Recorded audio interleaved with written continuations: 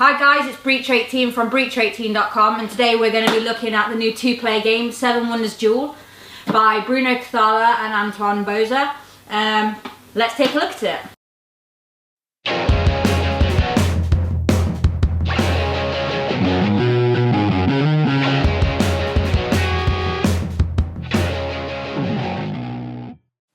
Hi guys, this is the setup for Seven Wonders Duel.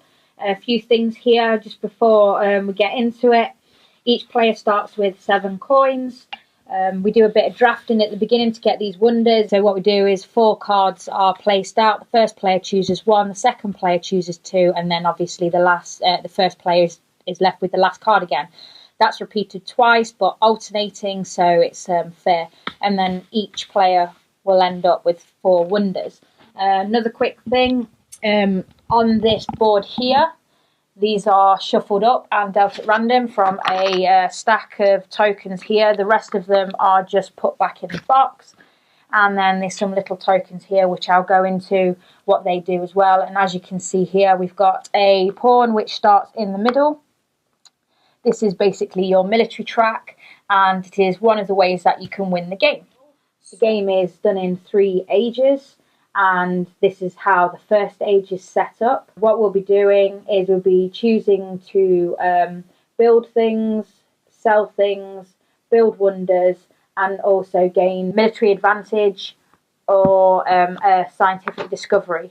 So like I said before, there's a few ways that you can win the game. One of the ways you can win is if we push this token all the way to the city end here, we'd win instantly. And also if we gain 6 scientific symbols, so whether that be through a token and combination of these here, that's another way we could win. And then at the end of the game, if you don't win outright by either of those, you will basically, it will be the highest score that wins the game. So anything that is face up without any cards on it is available. So I'm going to take this wood, which is free because it has no cost in it, so I'll just take that and build that there. And then obviously the turn is passed over to the other player. They're going to go for brick, so they will build that, but they'll have to pay 1 to the general supply. And then we keep doing this basically, and as cards get taken into our tableau, cards become free. Any card that has got no card on it, they will then get flipped up. So this will get flipped up. This will. And this will. Notice this isn't, because this has still got cards on it here. And basically you keep doing that until all of the cards have either been sold or built. Once that's done, the age is over, and then you go on to the second age.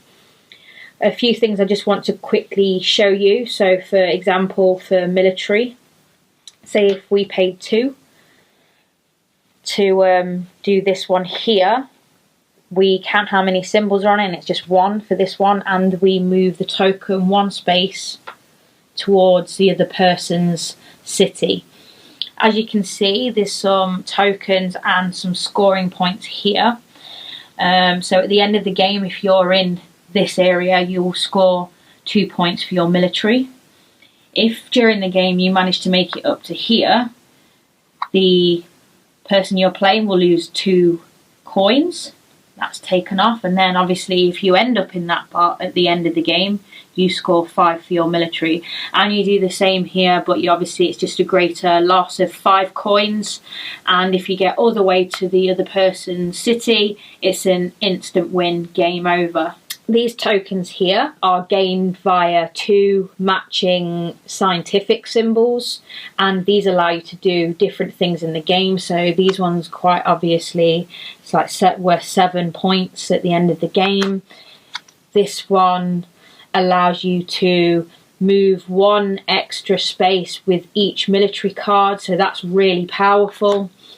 and so the tokens do different things like that. As I was saying before, there are 3 ages, and each age is set up slightly differently. So we saw age 1, which is what I set up, and then age 2 is sort of like the upside down pyramid, and then age 3 is different in this sort of reef pattern here. The only difference with the 3rd age is that you get these guild cards. You get 3 taken out of the 3rd age deck and 3 of these guild cards placed in them, and these just change the game up. They basically allow you to use what the other person has in their tableau to your advantage, so these can be quite powerful. So we'll take a quick look at some of the wonders that you can build. So this one, the Temple of Artemis.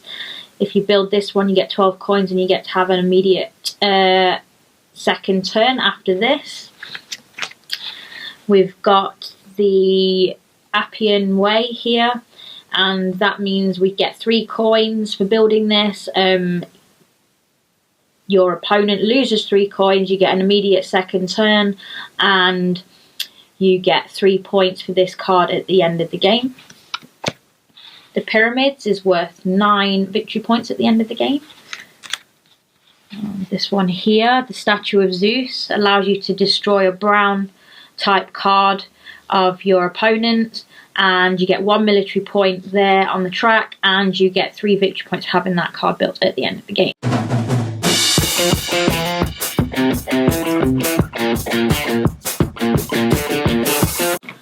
Okay then, Seven Wonders Duel, what did I think to it? I love this game, it's amazing. I've played it so much since I got it. I love the fact that there's different things you can think about and different ways to win. I seem to always focus on the military side, and that never seems to pan out for me because I've yet to win by just pure out military. I'm always getting pushed back, so it's always been a game based on points. And there's a few strategies you can go. You can go to, you can build your 7 wonders. You can go down the scientific route and get those double symbols and get the tokens that can give you extra benefits that way. And you can go all out commerce. You can get the blue cards that give you a lot of victory points at the end. There's a variety of different ways you can win this, and the replayability for me is great. If you're into sort of card drafting, I love the way the cards are drafted, because obviously it's 2 players, so it's not the fact that you're picking cards and then passing them around. You'll literally have the cards out there in front of you. Some are hidden and some are face up, but they're not all accessible to you straight away, so you have to kind of take things. So I love that fact, because once you've taken a card off and then you're flipping 2 cards up, it could be something that the other player really wants, so then you can take it so they can't get it. I love doing that with the military.